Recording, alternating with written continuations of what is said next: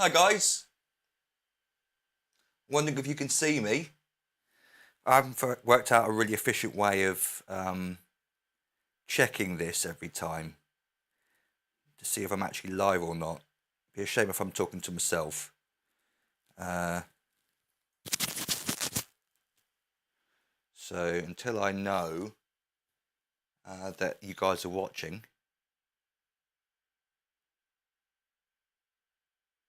2 seconds. How can I find out if I'm live or not? I presume under the live banner. Oh, hang on, there we go. What's that? Yeah, we're live. So, I presume, yes. Johnny Ringo, hello mate. How's it going? Great. Okay, my phone hasn't updated with the actual live stream, but we're going to go with that. Now, let's just see about delay, because that has been an issue with live streaming through the Wi-Fi in this house. Cameras seem to be pretty smooth and in time with each other. Can you hear everything okay? Am I not too loud? Drums are okay?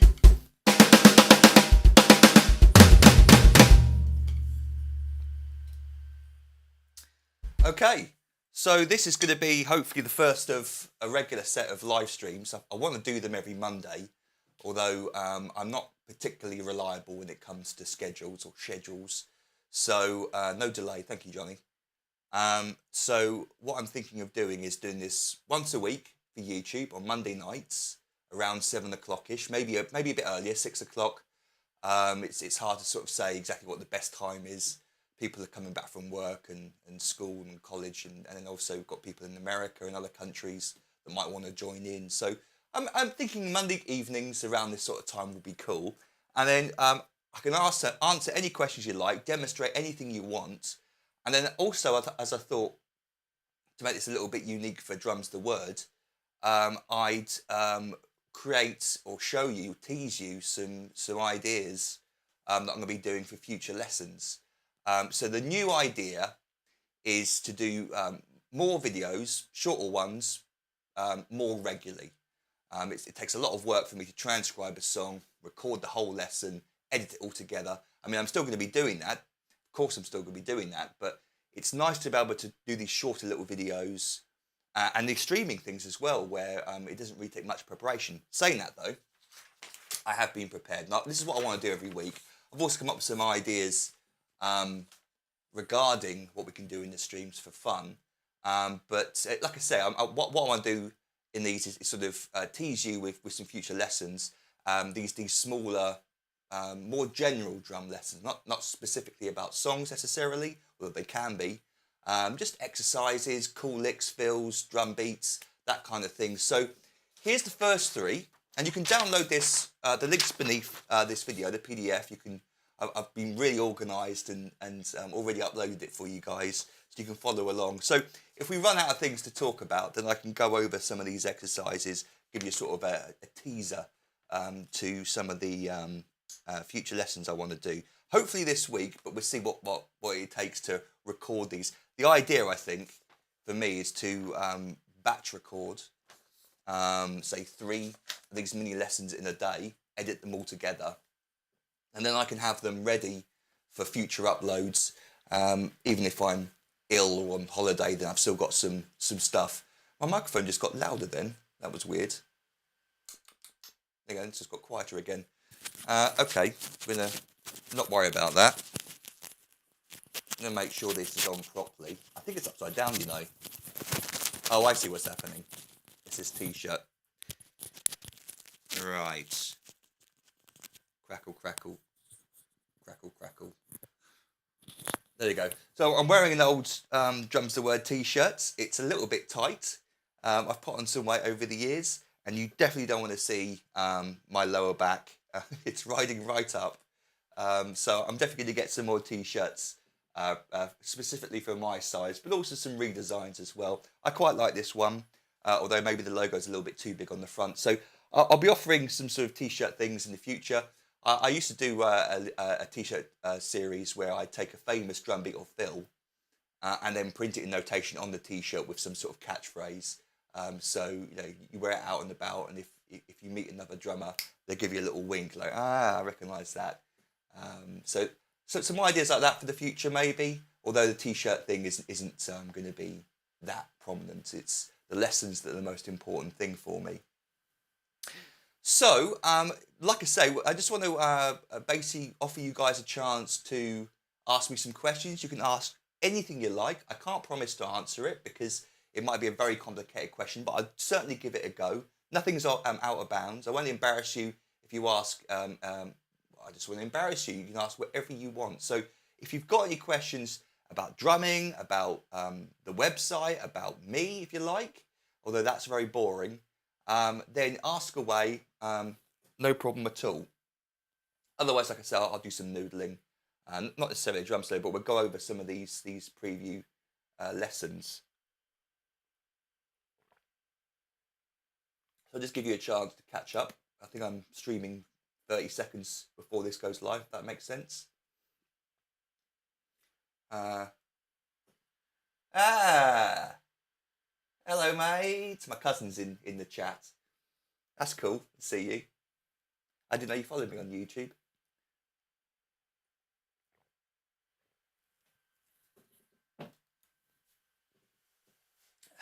Thank you, Casimiro K.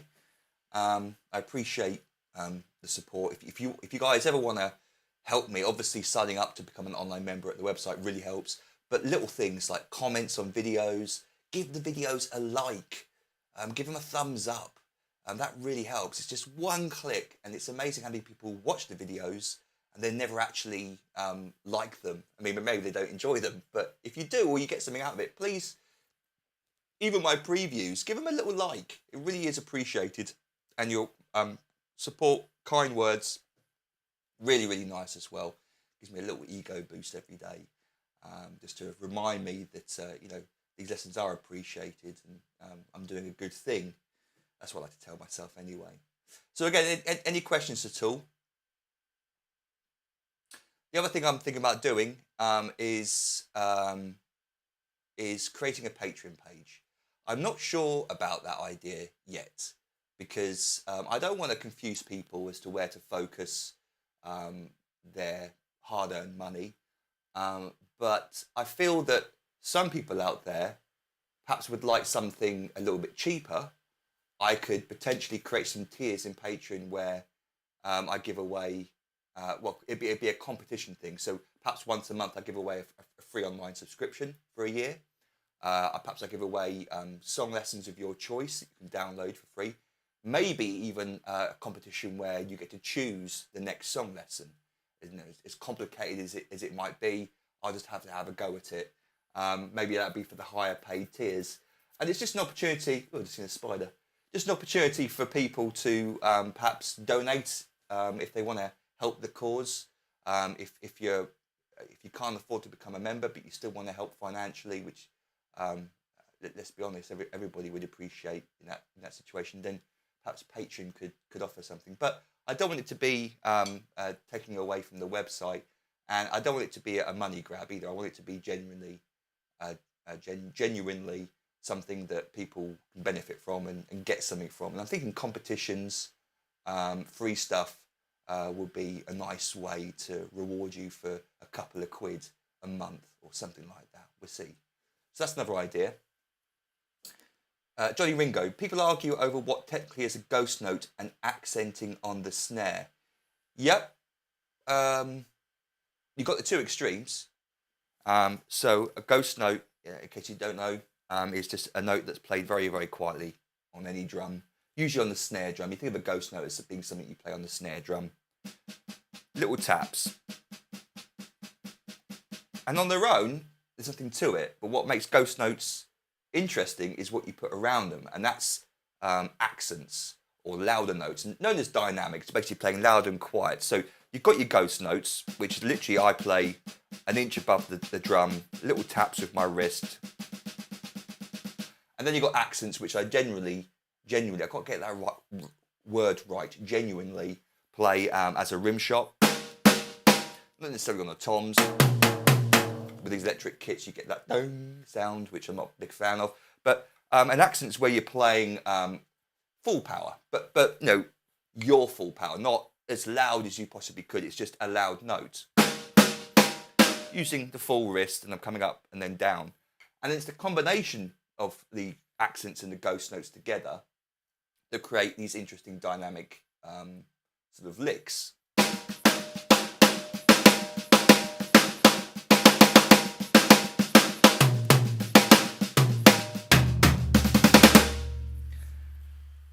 So you've got the loud and the quiet notes, and Johnny's point was perhaps people argue over what is a ghost note and what is an accent. Well, my opinion, I guess, would be as long as you can hear a difference. I mean, you definitely heard a difference there between the two different volumes of notes. One was obviously louder than the other, and so one would be classified as an accent, one would be classified as a ghost note.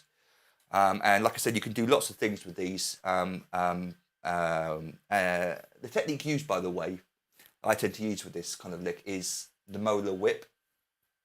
So you've definitely heard of that stuff before, where you're basically using this motion, something that I practiced for hours and hours at ACM, Academy of Contemporary Music in Guildford, when I was learning this myself. By the way, my drum teacher at that school, Pete Riley, a phenomenal drummer and great teacher, really nice bloke.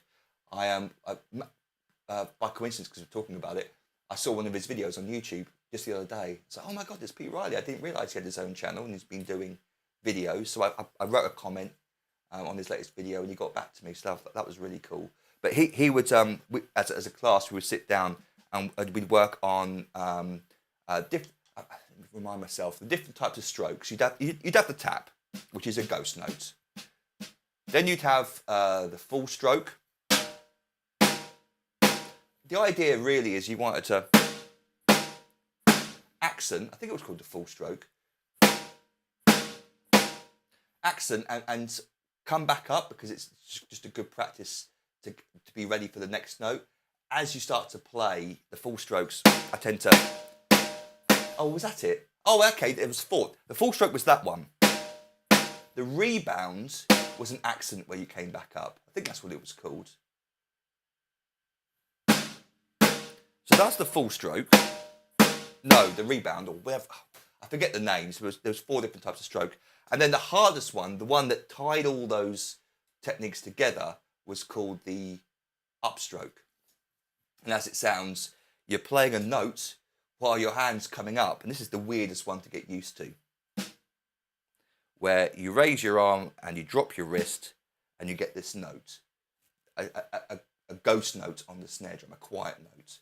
So you do, and usually, well, all the time, whenever you do an upstroke, what it's leading into is your next full stroke or a rebound stroke. So the upstroke was used to play notes while preparing for your next accent. So you're not just playing, if I want to play something like this, at that tempo I can do it without any upstrokes.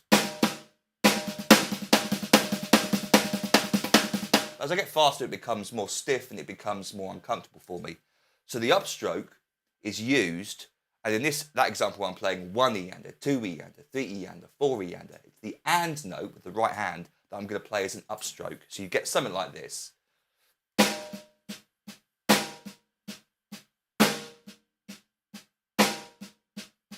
This whipping action.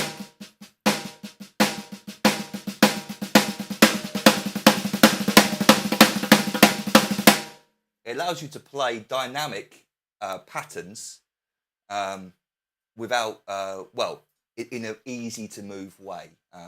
The molar technique allows you to play stuff where you're going.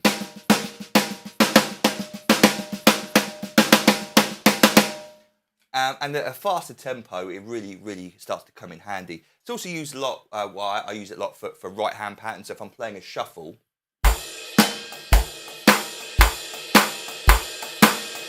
can see I'm using that molar whip in order to help me play two notes.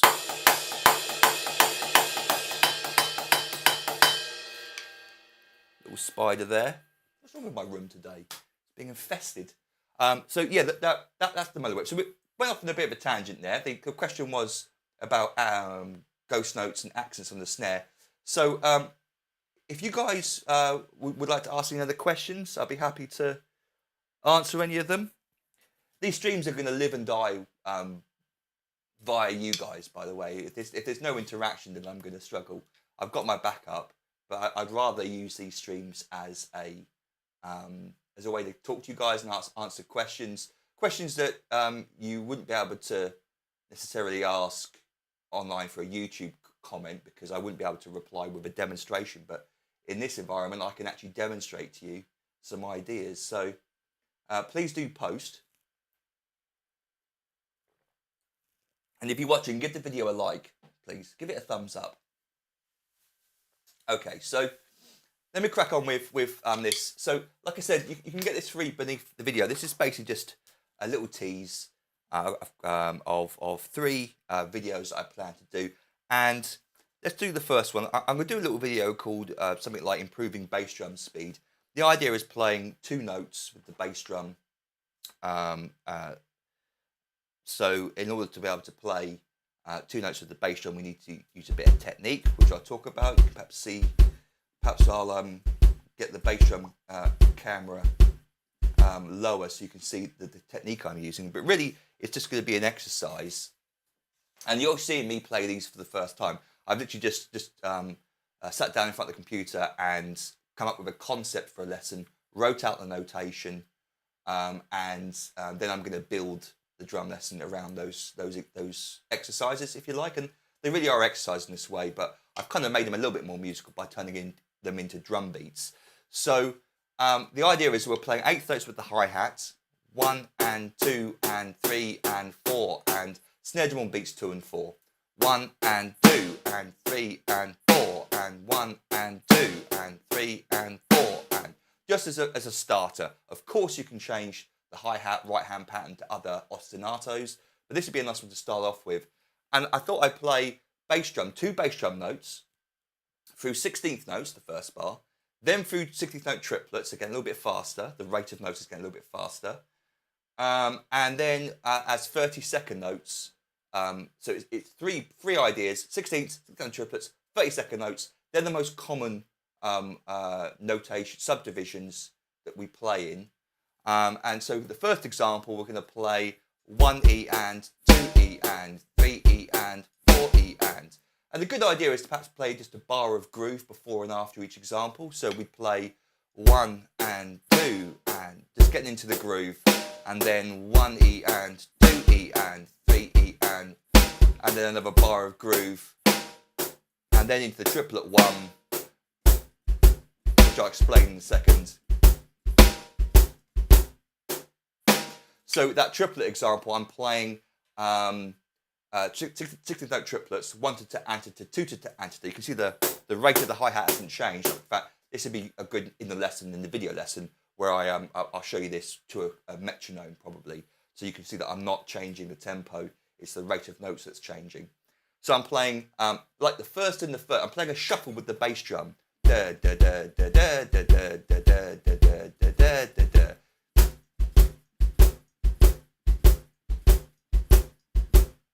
With the snare drum on beats 2 and 4 over the top. So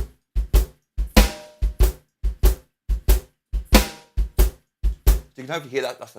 That is literally a shuffle. The first and the third note of each little group of 3. 1 2 3 1 2 3 1 2 3 1 2 3 1 2 3 1 2 3 1 2 3 1 2 3 1. So we get.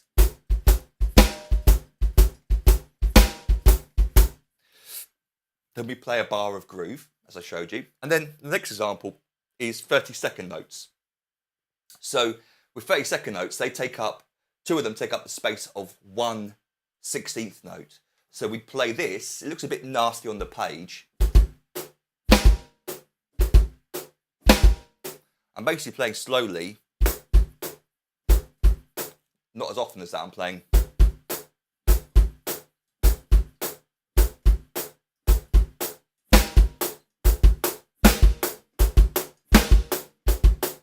Is that right? No. I think I was playing 16th notes. I was playing, forgive me, sorry. At these slow tempos, it's kind of hard to switch between the two. So it's, and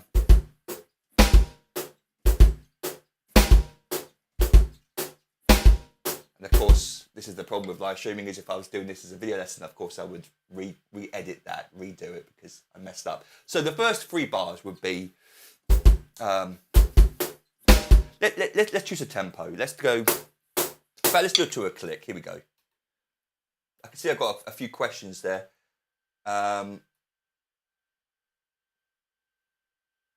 Yeah, so keep typing your questions in. Once I've finished showing you this, I'll answer some questions.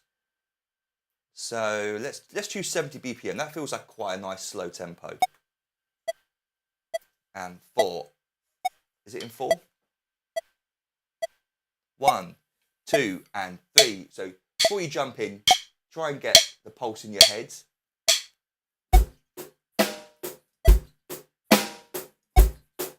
That's going to help you a lot as you move through the subdivisions.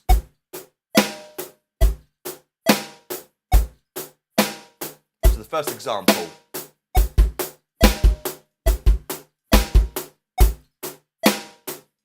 Then next. A bit sloppy, but I'll get better. And then the third. That was sloppy. Let's do that one again.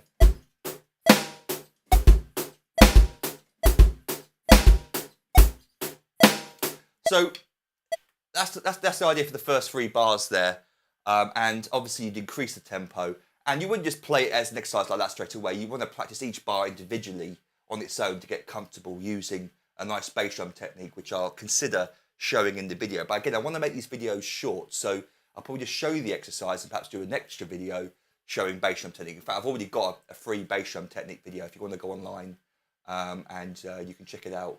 Just type in bass drum technique, I guess, drums the words, into YouTube, and you'll find the video, or through my website.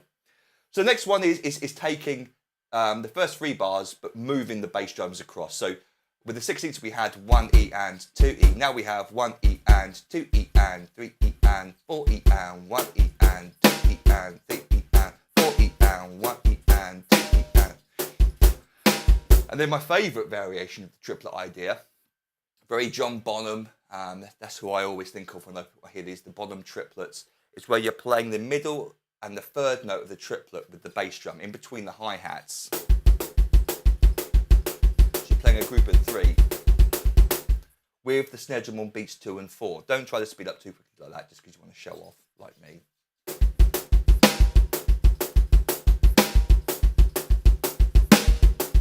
Now that's a really cool groove. It's not really an exercise in a way. You could use that in all kinds of different musical places. And then the 3rd example is back to 32nd notes, or moving up to 32nd notes, where we're playing like the 1, a 2, a 3, a 4. I tell you what's hard with that one is it making it sound not like the triplet shuffle one.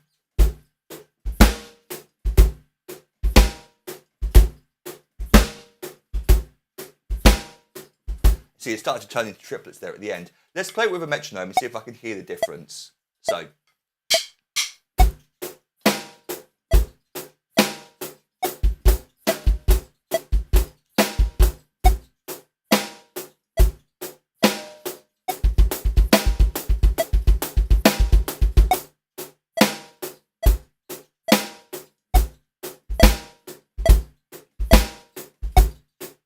Does that sound like 30 seconds to you?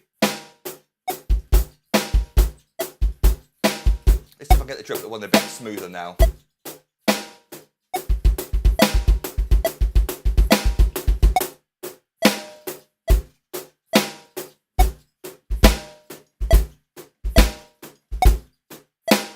Do that one again.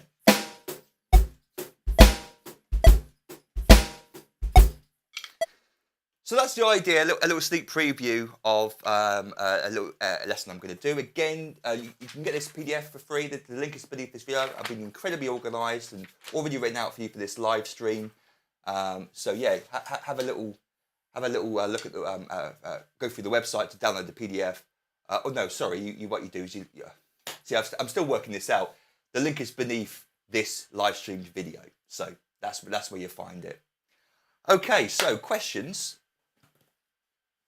Casimiro, I hope I'm pronouncing that right. Sounds like a Japanese name. Casimiro K. What's your background, favourite band, drummer, etc.? So background when it comes to drumming, I guess you mean. So briefly, started drumming when I was about 11. I watched it sounds cliche, but it's true. Watched a documentary on the Beatles with my dad, and Ringo Starr was playing. I was like, oh, hang on, I've never thought about that because I played trumpet. I tried to learn a bit of guitar before, but then I saw Ringo play. I was like, hang on, drums, of course. I could try and play drums because my dad's very musical.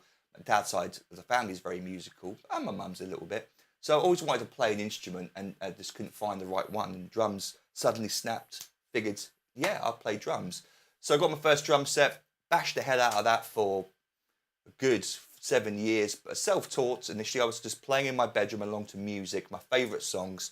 So I didn't have any lessons. I did have a VHS. Yep, I'm that old. A VHS of Billy Cobham, a drum lesson video he did, which I watched quite a few times and got some ideas from, but it was a little bit advanced that. So basically just self-taught, and I learned loads of bad techniques, including setting the drum kit up the wrong way, as I've talked about in other lessons. And then I started working after college. I went into IT.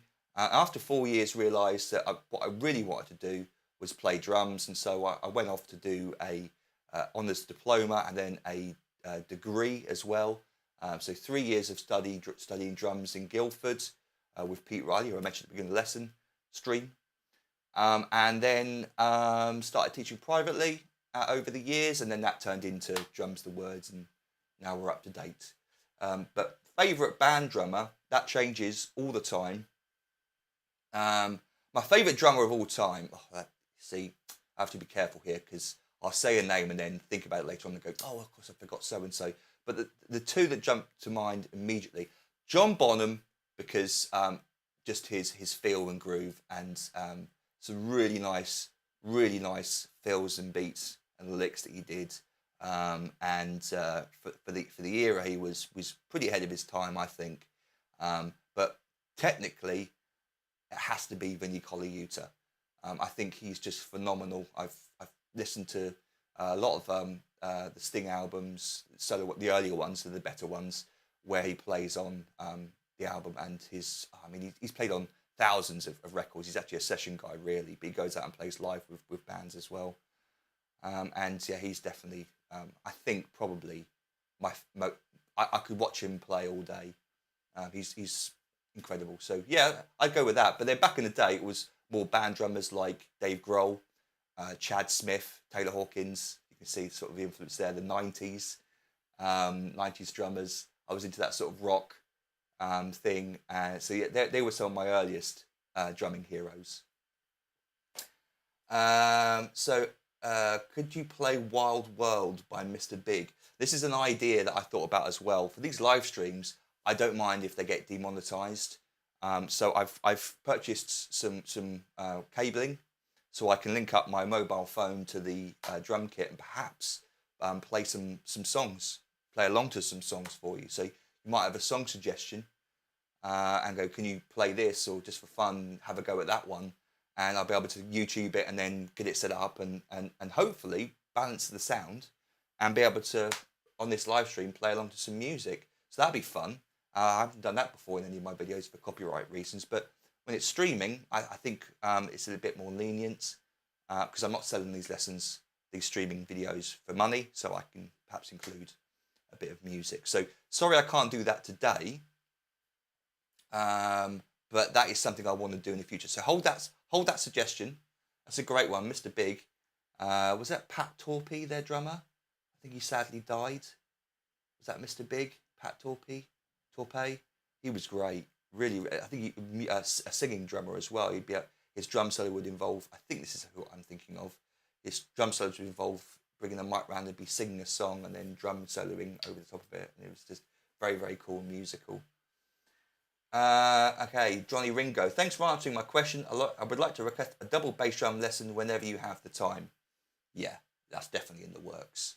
I'm not known for my double bass drumming, but I can certainly show you what you can practice. It's just I won't be able to play it particularly fast, perhaps. I mean, when it comes to double bass drumming, the hardest thing is really just playing constant notes and the speed things, so thrash metal and that sort of stuff. I think it's probably beyond me. I am learning really, really fast single strokes or even doubles. But using the double bass drum musically, perhaps in not the thrash metal music, you know what I mean? Using it within fills and grooves, little stabs of it, I've got loads of ideas for that. So just very quickly, the obvious one is the quads. I mean, you've seen it you've heard it a million times. In fact, we're about to do a little preview video lesson for you in a second. Well, we sort of do this, but with one pedal. So, in fact, let me do that now to answer your question. So, the next one I want to show you is another video I plan to do. Again, the PDFs, you can get it for free. How to play double bass drum with 1 foot. So, this ability to, if you haven't got a double bass drum pedal or double bass drum, being able to sort of replicate these ideas with a single foot. Again, it's more of a bass drum technique workout thing rather than anything you would probably ever use. You probably use it as a little burst of a lick. A fill or something, but I sort of see this one as a bit of an exercise to develop your bass drum foot, your single bass drum foot. But the double bass drum version would be to be able to play just 2 on the hands, 2 on the feet.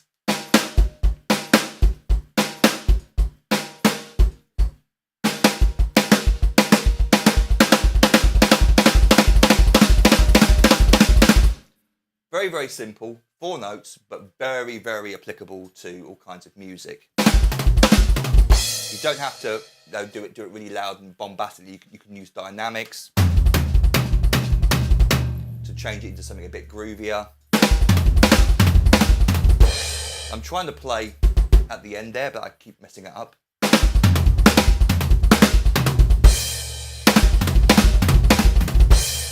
was a bit better. So I'm playing into that. Anyway, so that's known as the quad with the double bass drum, and it's a really, really cool simple lick, but can be used in lots of different ways. So to replicate that, the first exercise I've got is playing 30-second notes, because when we speed it up, it's gonna.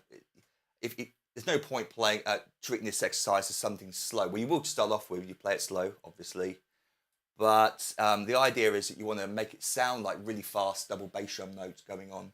You're only actually using 1 foot. So you're playing groups of 2 with the hands and feet. And you're using the floor tom as like a pretend second bass drum. So you probably want to use your lowest tom. And you could use that one, but my mobile phone's there, so I'll keep that there. I'll use this one instead.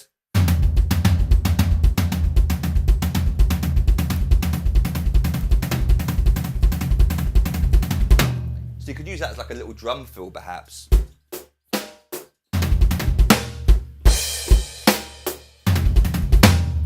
And in fact, that shows you the example I'm going to show you here is where you play it as 30 seconds. So I'm playing 1 E and 2 E and then putting the snare drum, very similar to what we did in the previous example, on the back beats on beats 2 and 4. 1 E and so, oh sorry, we're playing 30-second notes.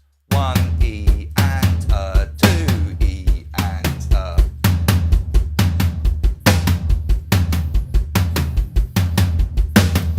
By the way, I really haven't practiced these ideas. Obviously, I've done something similar in the past. I've played around with this stuff, but this is like refreshing for me. This is kind of me having a way of practicing while talking to you guys. Or is that just an excuse for being crap?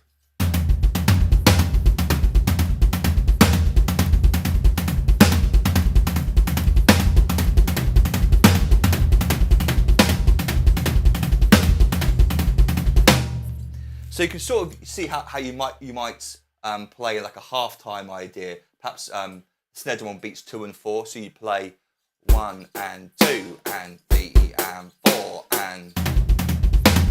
It's not really halftime. I'm not giving an example. This is why I get to edit videos during lessons. I'll come up with some cool examples to show you. But you can see what I'm doing there.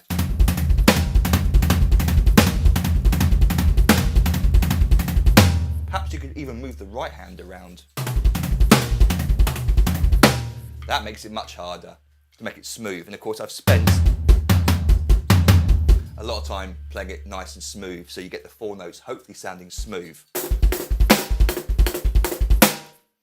The next example is like reversed. So we're going to start with the bass drum instead. So in that other example, I started with the hands. Perhaps now you want to start with the bass drum, make it sound slightly different. So after a while, on its own, it's exactly the same motion. It's just 4 notes in the same order. It's just we're going to start it in our heads on beat 1 with the bass drum. But what makes it feel different is the fact the snare drum now is going to come down with the bass drum note. So we get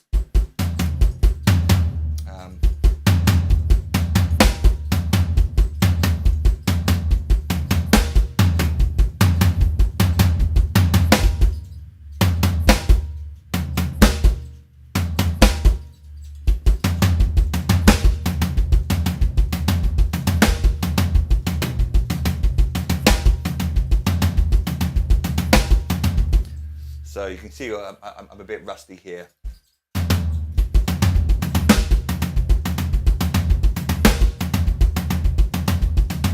That one's a lot harder to play. I don't know why, but the snare drum coming down with the first of 2 quick bass drum notes.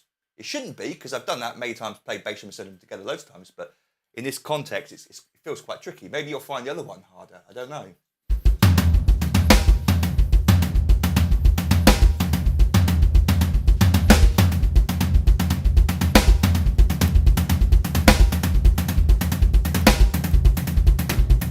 So I'm kind of cheating and doing exactly what I tell pupils not to do, is I'm speeding up to hide the mistakes.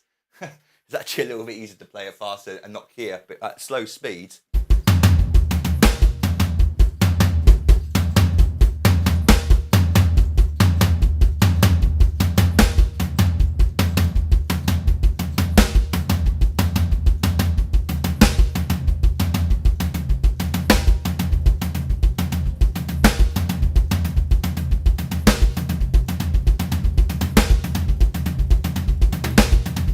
See, I'm not making it sound very smooth, so I'll probably practice that a little bit more before doing the lesson, but even if I can't get it to sound at 100%, I'll still show you guys, because it's good to be honest and show, well, here's something that the concept works, it's just I need to practice it more. So, back to questions, if you guys got any. How many years, Piop Oep Popep asks, how many years did it take to feel you know how to play drums? Wow, that's a good question. And I don't think you ever feel like well, I know I'm pretty good. I'm certainly pretty good at teaching, and I know I'm pretty good at the drums. So at some point, I obviously started feeling that. The thing is, because I started so young, I think 11, I could have started younger. The greatest drummers start about 3 or 4 years old. And it's like, oh, I missed out on those really, really important young years where your brain is just absorbing so much information. 11 is still pretty good though. So for the first year, I wasn't even thinking about that. I had it in my head. I didn't want drum lessons, and I didn't actually find the idea of going and playing in bands particularly appealing. What really appealed to me was simply tapping sticks on drums and playing to music, my favourite songs. I found that really exciting. So I didn't really worry about how good I was. I just enjoyed it so much. I had so much fun playing along to my favourite songs. And during my teenage years, again, it sounds cliche, but I would run home from school, not all the way, but I'd briskly walk, because I'd be looking forward, excited to get back to my bedroom, put on an album and play from start to finish. And I was choosing all my favourite bands at the time, and I put on the full album and I played to every single song. And if I made a mistake, I wouldn't stop the CD and restart the song. I just look forward to playing that song again next time, and perhaps I'd get it right that time. Perhaps not the best way to learn, because you need to practice things and perhaps go over your mistakes to see what you did wrong. But for me, it wasn't a case of that. It was just playing along to music, having fun, and the challenge of playing along in time and also from start to finish. See if I can get all the stops. The drum fills sort of in the right place. They might not be the right drum fills, but they're sort of in the right place. Yeah, I mean, when I started feeling like I was good, I don't really know actually. I think after ACM, when I studied, I felt like, wow, I now know a hell of a lot. 3 years of studying drums, reading notation, learning jazz, learning different world rhythms, samba, and all those kind of stuff, which I can sort of still remember. And I would be practicing for like 3 or 4 hours a day, plus the lessons themselves. So there was tons and tons of drumming going on. And by the end of that, I felt like, yeah. So I think studying, after studying, is when you sort of go, yeah, actually, I'm pretty good now. And then your other question, and stop caring what others do. So that's the second part of your question, I guess. When did I stop caring what other drummers do? I've never been worried about what other drummers do, other than I'm excited to see other drummers play, great drummers. So I think that answers your question. Type again if I didn't. Casimo K, if you do a video on Fat Man in a bathtub by Little Feet, I will join drums the word. Is that a real song? I thought this is, as I started to read the sentence, I thought you were going to make a joke about me being a fat man. If you do a video on Fat Man in a bathtub by Little Feet, I will join drums the word. Well, I can't promise anything. If it's a really, really obscure song that no one's ever heard of, then it's unlikely, if I'm honest, because like I say, these lessons take a long time for me to do, transcribe and teach, edit together. And the idea is I want people to find the website through those video song lessons. And if no one's searching for those songs, then it's a lot of work to make just one person happy, which I'd love to do, Casimiro. I'd love to make you happy individually, but it's just not a very good business model. But we'll see. I'll check it out. Perhaps I'll check it out after this stream and type in the comments of this video afterwards. So let me just get a drink. I've been talking a lot. Let me just spend 2 minutes practicing that second bass drum exercise.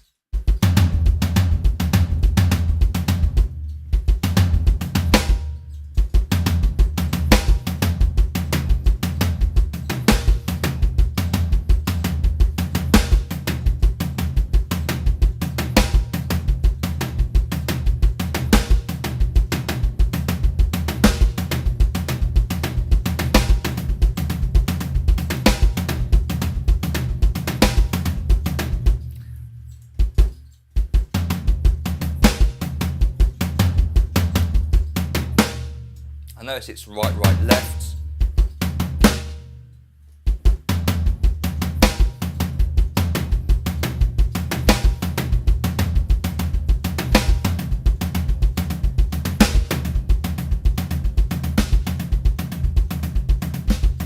Play a bit softer perhaps.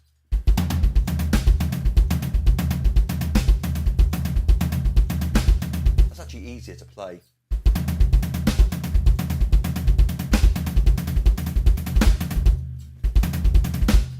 Go too fast, Rob.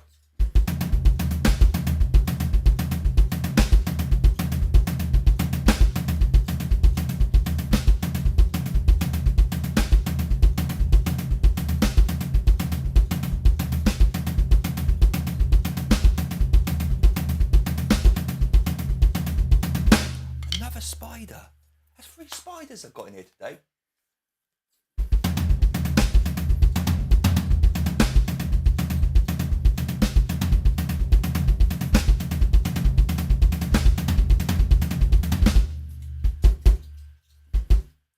Cameras, yeah, it's good. Streaming's well today. It's streaming well tonight.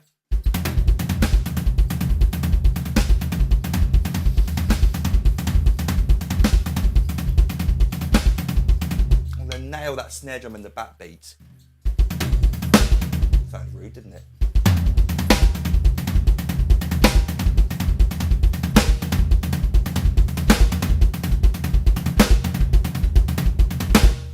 See, I'm not lining up those hands and limbs. So, what I found sometimes, by the way, is I practiced exercises for future lessons, and obviously in my past I was doing stuff. I wouldn't be able to play it, and then the next day, fresh day, I'd be able to play it all of a sudden. Something clicks. So I might find that tomorrow I can play it. It's just one of those things. You might have experienced that yourself. It's very strange when it happens. It's like, hang on, I couldn't play this yesterday, and now I can. It's just a fresh fresh at the kit, having a go again, and all of a sudden it either clicks or makes sense or whatever. It's weird. See, I really should play it slow.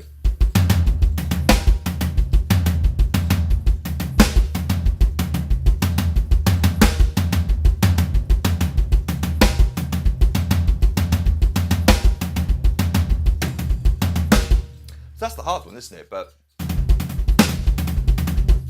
that's easy.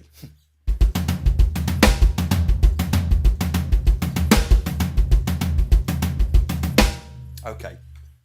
So any more questions? Johnny Ringo, what does playing in the pocket mean to you? Well, I mean that's a deep question. That's a deep one. I don't want to be too self-depriment. What's the word?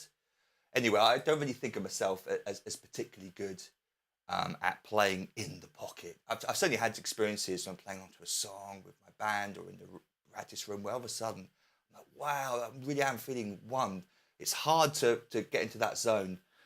Playing in the pocket, if you don't know, basically means just really aligning, not necessarily metronomically, with the music, the bass guitar, the singer.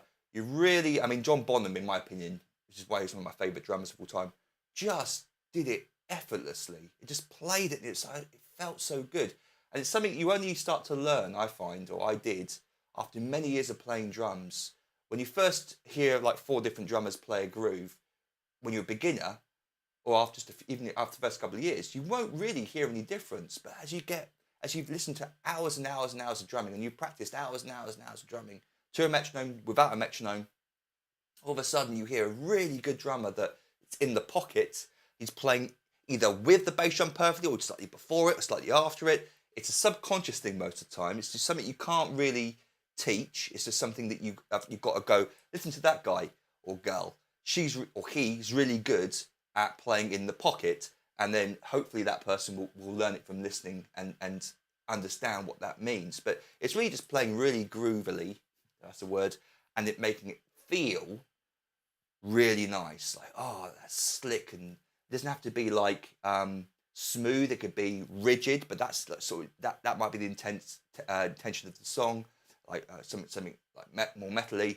I'm trying to practice there. It might just be metronomic, that's sort of in the groove, if you like. But yeah, that's sort of my 2 cents on that. By the way, I'm going to finish this up in 10 minutes. I'll make this about an hour. So about 10 more minutes. Van Halen Jump, great song. If anyone can, you can, mate. Thank you, Hax White. I've actually got a free video on Jump.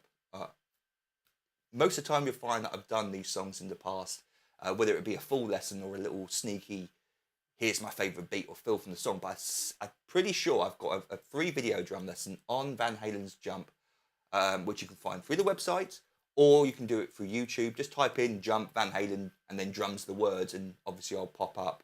But I think I've already got one, but perhaps I should do a full song lesson. That's got the bit in it, isn't it? That weird offbeat right cymbal section that he does, which is really cool. I think I cover that in the lesson, the free one. So check it out. Any tips? Louis Vega. This triplet double is very similar to School Nirvana live at performance. Dave Grohl played that fill. This triplet double. I'm not actually playing triplets there. I was playing 30-second notes. So you could think of it as 16th notes as well, as a halftime thing. But it's groups of 2 or groups of 4. Triplets tend to be groups of 3, even though I talked about the thing there. That was part of a group of 4 notes. So don't get confused by that. Again, something that perhaps I'll talk about in the lesson itself. These are quads. These are groups of 4. You can think of them as 16th notes or 30-second notes. That's what I've written them as in these examples. Any tips on getting from a slow double bass beat to a faster one? I get so far and it falls over after 4 beats. Yeah, so I've already got a free video on that. Type in bass drum technique, drums the word, to YouTube or through the website. But I want to update that and do a more substantial lesson. I think it's like 5 minutes long. But it teaches you the heel up slide technique, which is what I use, and 95%, maybe not as much, 90% of most drummers use this technique in order to play 2 bass drum notes together really smoothly at fast tempo, effortlessly. It's very similar, as we talked about at the beginning of this stream, to the molar whip. We're coming up with the leg and then coming down with the full leg, and we're getting 2 strokes out of 1 leg movement, like we're getting 2 strokes out of 1 arm movement. It's the same thing, but for the bass drum foot. Wow, how do you pronounce that? Spanish, Mexican? Sorry if I'm slaughtering your name. Sorry, mate. Hello, Rob. I started my drumming journey last year, and I believe that I am making progress, but I make mistakes all the time, even in simpler songs, probably because I try to jam, improvise new things. That's a good thing. Making mistakes is good. If you're not making mistakes, then you're playing the same stuff again and again. You're not improving. What the key to practice is, or getting better is once you've made that mistake, perhaps stop or whatever you're doing and work out why it went wrong there. And perhaps you can try and correct it.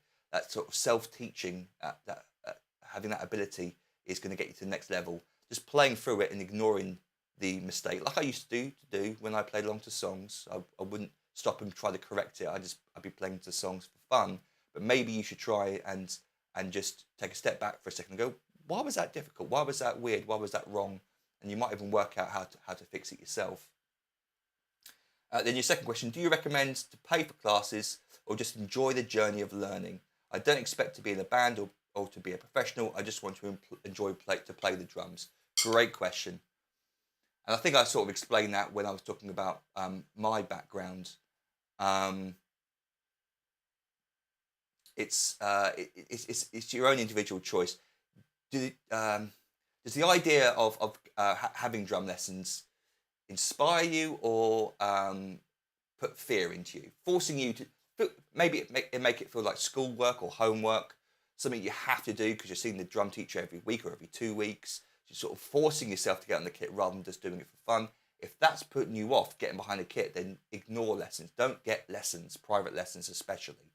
By the way, my website, you sign up and you get access to 650 full song lessons. You get to learn them at your own pace. You're not expected to have an exam at the end. You just take them and leave them as you like. That's the best way to have like a plethora of ideas in front of you and be able to choose the ones you want that interest you.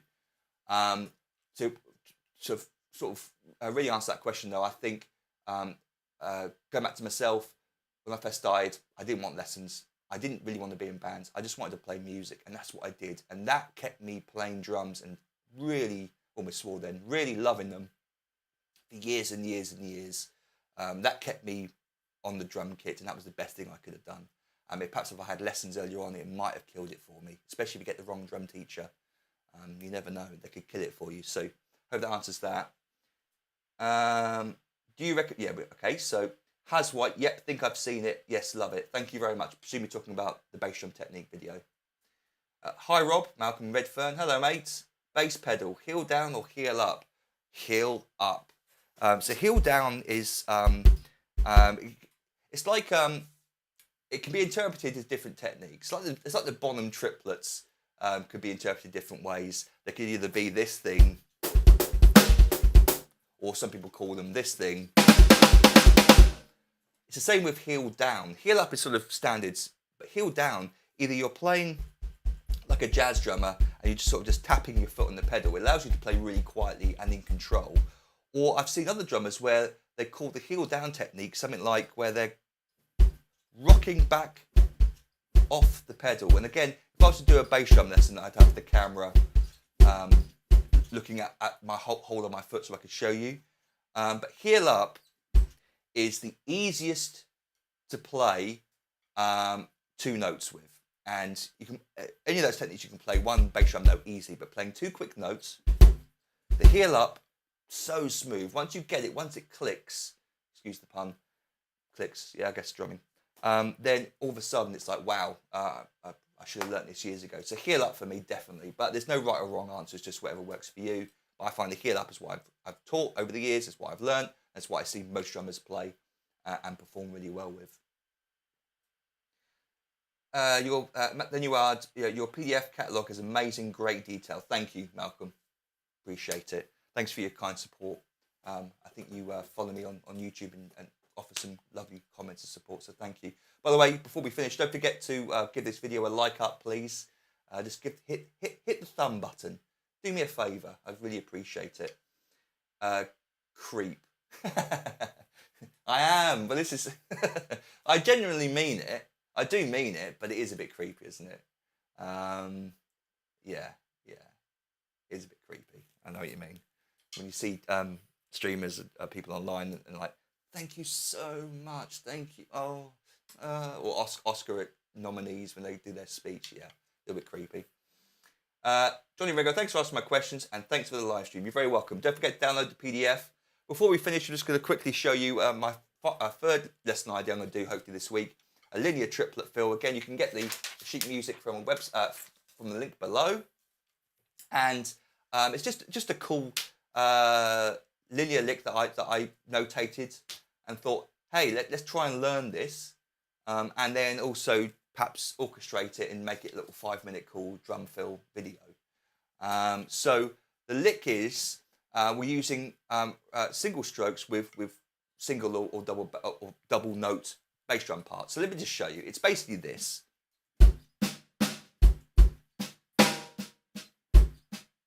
Then it repeats.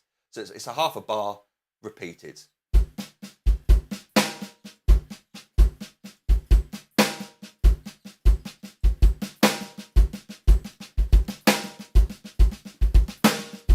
Wow, I'm getting it quite quick. I'm surprised by that.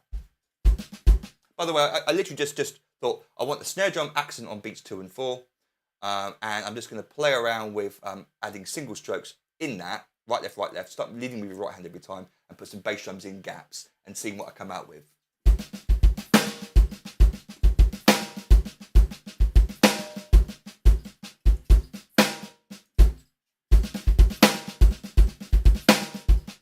And coming out with it, I play, wouldn't I? I'm just talking out loud.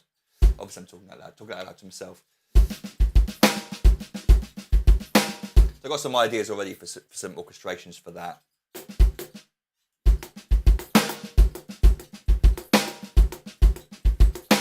Obviously just splitting the hands up.